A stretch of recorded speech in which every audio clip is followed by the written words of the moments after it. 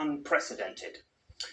The EU calls it a serious breach of international law and says the legislation must be changed.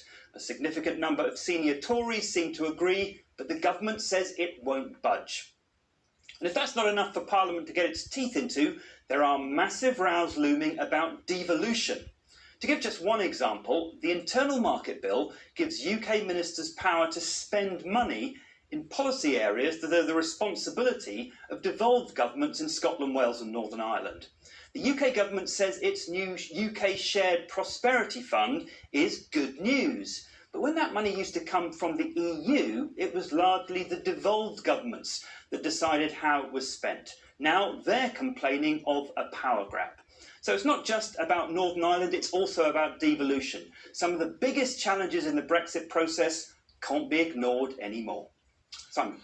Chris, thank you very much for that.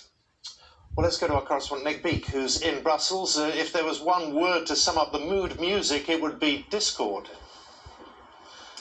Hi, Simon. I think it would be. I mean, it's interesting. We heard over the weekend from the President of the European Council, Charles Michel, saying that the international credibility of Britain's signature was at risk. In other words, if Britain does deals and then goes back with them, what is the world to make of that? Interestingly, also over the weekend, we saw a bit of a spat on Twitter between the two lead negotiators for both sides when it comes to the trade deal. Because remember, as well as this political drama we've seen over the past week or so, the big issue here is trying to get a trade deal between the EU and the UK. Now, talks are continuing this week. They're informal talks.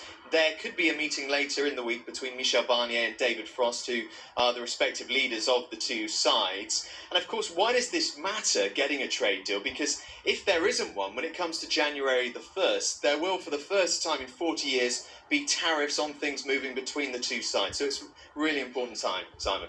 Nick Beake, thank you very much.